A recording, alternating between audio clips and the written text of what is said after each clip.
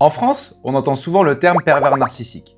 Et si on appliquait cette grille de lecture non pas à une personne, mais à une marque? Aujourd'hui, on décrypte le fonctionnement psychologique derrière l'expérience client Hermès. Pourquoi les clients acceptent-ils chez eux ce qu'ils refuseraient partout ailleurs?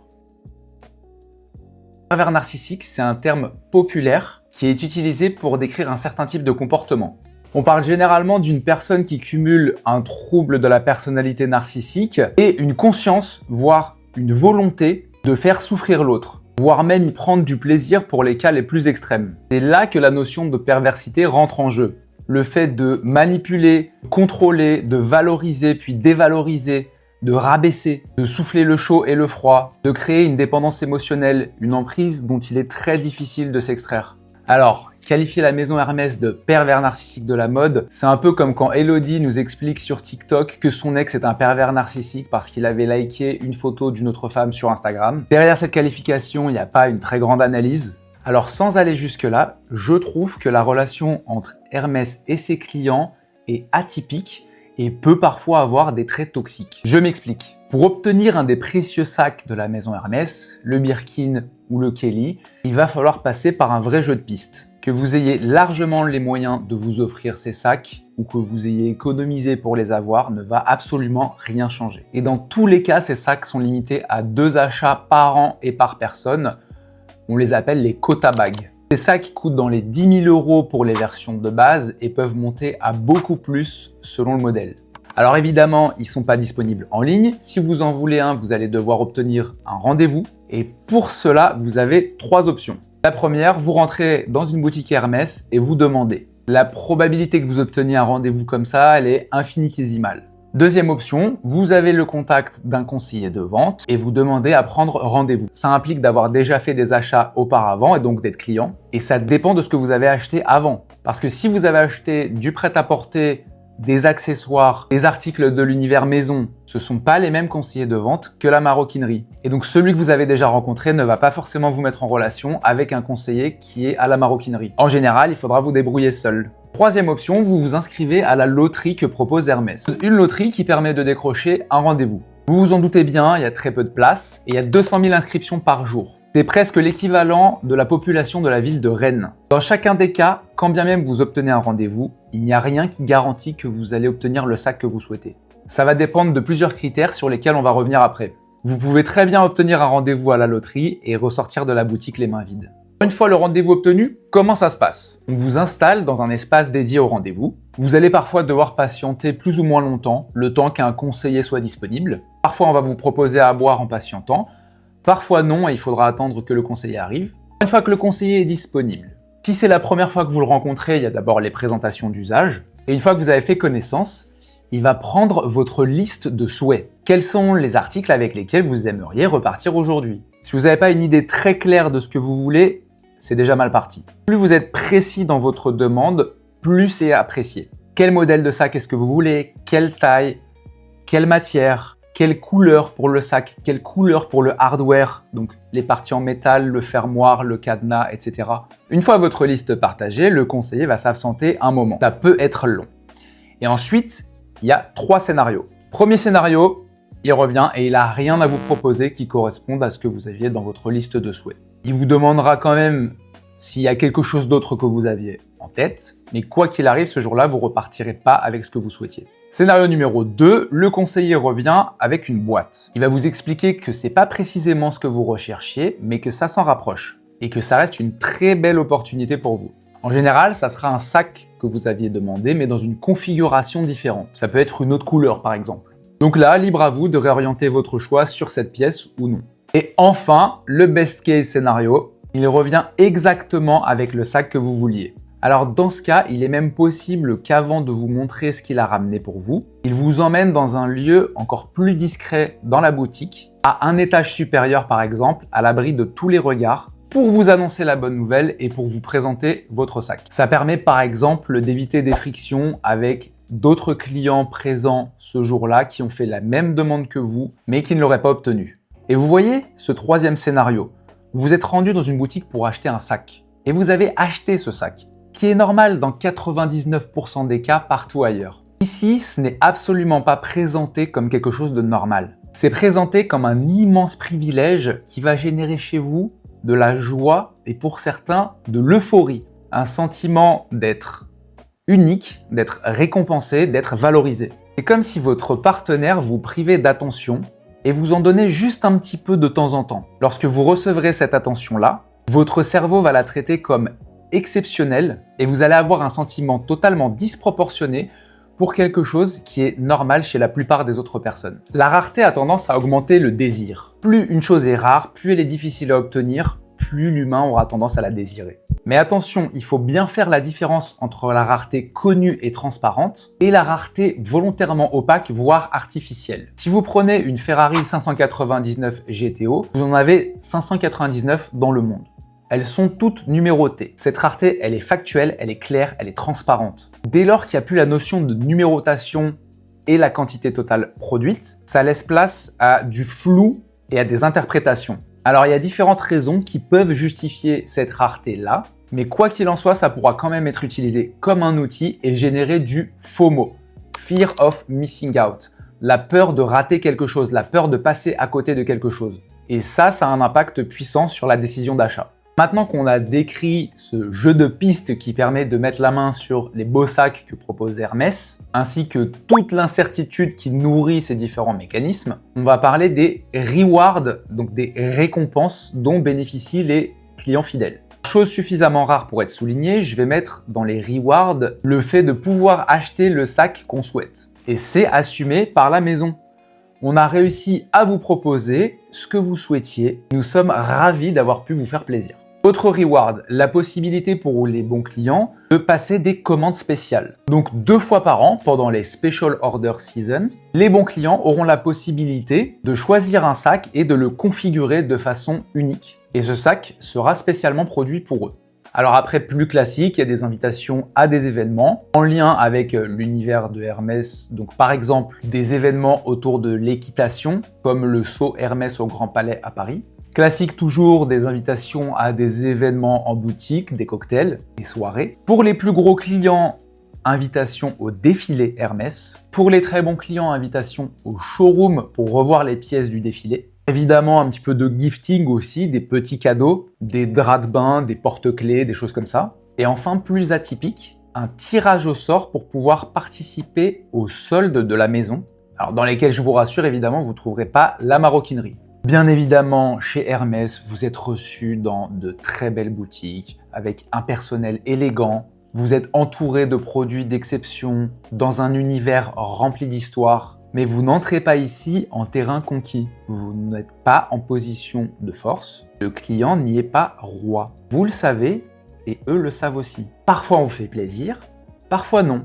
L'incertitude règne. Vous ne maîtrisez pas ce qu'il se passe. Vous espérez, mais personne ne vous a forcé à venir ici.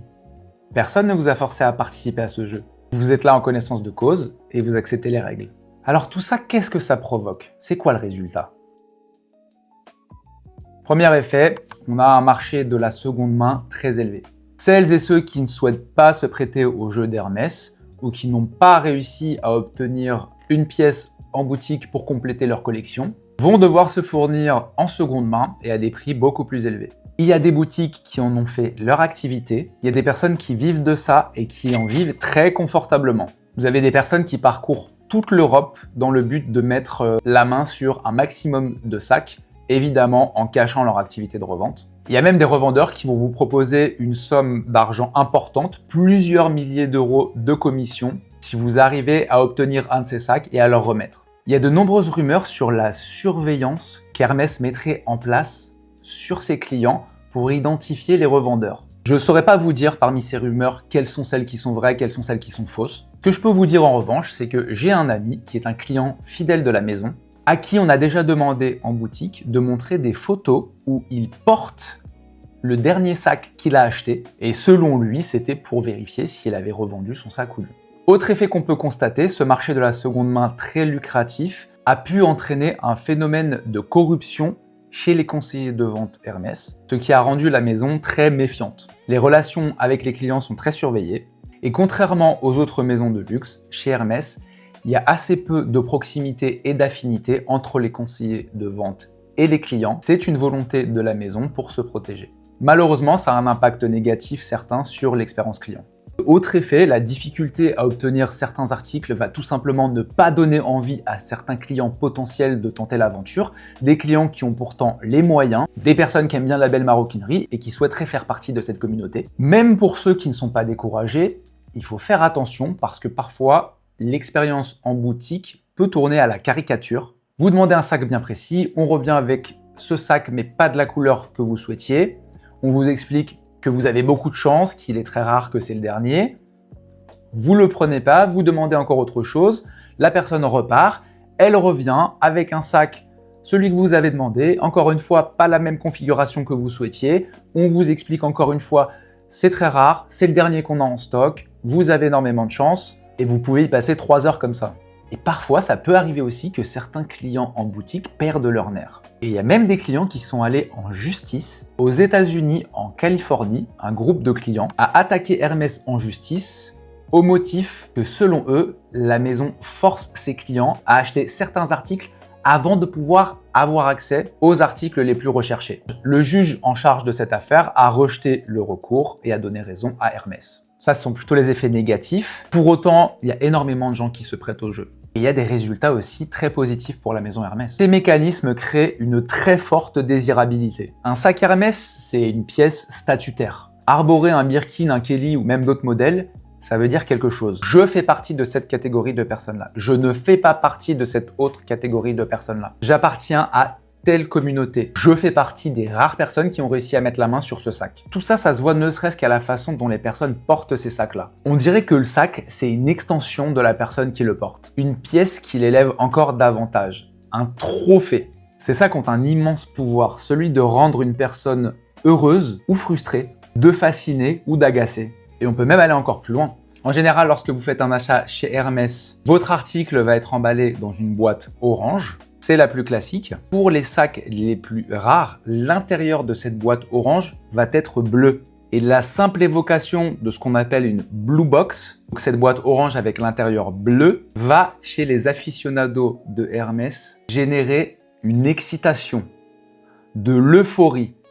On parle de la couleur d'une boîte. Je ne sais pas si vous vous rendez compte de la puissance. Bon, et clairement, Hermès, ils cartonnent. Ils font partie des maisons les plus résilientes dans cette économie difficile et dans ce ralentissement du marché du luxe. À tel point qu'il y a un moment en 2025 où la valeur d'Hermès a dépassé celle du groupe LVMH, alors que Hermès, c'est principalement une maison et LVMH, c'est 75 maisons. Ça peut s'expliquer par des augmentations de prix beaucoup plus modérées chez Hermès que chez ses concurrents, par une clientèle plus aisée, moins exposée aux aspirationnels, et aussi et surtout par sa très forte désirabilité. Cette rareté qui permet de préserver la valeur des pièces sur le marché et des sacs qui peuvent même être vus comme des valeurs refuges. Vous pouvez entrer dans le flagship store à Faubourg Saint-Honoré, du lundi au samedi, du matin au soir, la boutique est remplie de clients. Alors qu'est-ce qui se cache derrière tout ça ? Évidemment, un savoir-faire ancestral et incontestable, et c'est une des raisons, selon la maison Hermès, qui explique la rareté de ces produits. La demande, elle est très forte et la production, elle n'arrive pas à suivre pour y répondre. Et de toute façon, ce n'est pas leur stratégie. Il s'agit là, selon eux, de contraintes techniques. Un sac Kelly Birkin va nécessiter 14 heures de travail par un artisan. Le sac est réalisé de A à Z par le même artisan qui va même, à la fin, signer le sac. Et il va produire maximum 2 sacs par semaine. Cette rareté, qu'elle soit réelle ou artificielle, elle est d'une grande complexité à gérer. C'est un jeu d'équilibriste. C'est pas possible de satisfaire tout le monde et de toute façon, c'est pas la stratégie. Il y a donc des arbitrages à faire et ça, tous les jours. Et bien justement, ces arbitrages, comment ça marche? Qu'est-ce qui se passe quand le conseiller, une fois qu'il a pris votre liste de souhaits, il s'en va pendant de longues minutes? Eh bien, il va retrouver son management et là va débuter l'étude de votre profil. Qui êtes-vous? Qu'avez-vous déjà acheté? Est-ce que vous êtes un revendeur? Quel est votre potentiel? Déjà, sur base de ces éléments-là, ils vont être capables de savoir s'ils ont envie de vous faire plaisir ou non. Et après, il y a un autre filtre qui vient s'appliquer. Sur les Kelly et les Birkin, les boutiques, elles ont une limite quotidienne ou hebdomadaire à ne pas dépasser. Cette limite, elle est calculée en valeur de sac. Si un sac coûte 10 000 € et que la limite du jour est de 100 000 €, alors ils vont pouvoir allouer 10 sacs sur cette journée-là. Cette ligne de conduite-là, elle rend l'exercice encore plus complexe. J'imagine qu'il faut prendre en compte les rendez-vous qu'il va y avoir dans la journée, qui sont les clients qui vont venir, est-ce qu'ils ont déjà atteint leur quota ou non, mais aussi garder une marge de manœuvre, être capable de pouvoir allouer des sacs à des gens qui vont se présenter dans la journée, pour à la fois essayer de ne pas frustrer les clients pour lesquels l'impact pourrait être très négatif, et en même temps préserver la rareté. Après ça, c'est qu'une hypothèse. Quoi qu'il en soit, je pense que c'est pas facile et que c'est un jeu d'équilibriste. Alors est-ce qu'ils ont tort de fonctionner ainsi? Certainement pas. Est-ce que ça va fonctionner ad vitam aeternam? Non plus. Ils vont devoir être capables de ne pas pousser le bouchon trop loin et d'anticiper les évolutions. Alors après, une maison qui a traversé les siècles, les époques, j'ai assez peu de doutes quant à sa capacité d'anticipation et d'adaptation. Et justement, la nouvelle directrice France a fait part de sa volonté d'accorder une place beaucoup plus importante à l'expérience client. L'expérience client globale doit être meilleure. Et c'est tout à fait le bon moment pour le faire pour plusieurs raisons. Il y a une unification des systèmes d'information interboutiques qui est en train d'être opérée. Donc les fondations technologiques pour améliorer l'expérience client sont en train d'être posées. Le modèle d'Hermès est encore loin d'être essoufflé, donc c'est le bon moment pour anticiper, plutôt que de se retrouver au pied du mur et d'être contraint de le faire. La pyramide des âges chez Hermès est plus élevée que chez d'autres concurrents. Ils doivent se préparer à un renouvellement de leur clientèle et à accueillir des nouvelles générations plus sensibles à l'expérience client. Personnellement, je suis très curieux de voir comment tout ça va évoluer dans les prochaines années. Chez Hermès, ce n'est pas le vendeur qui espère vendre, c'est le client qui espère acheter. Et pour combien de temps encore? Si vous aussi vous avez eu des expériences, quelles qu'elles soient chez Hermès, n'hésitez pas à les partager dans les commentaires. Et bien sûr, pensez à vous abonner si ce n'est pas encore le cas. À bientôt!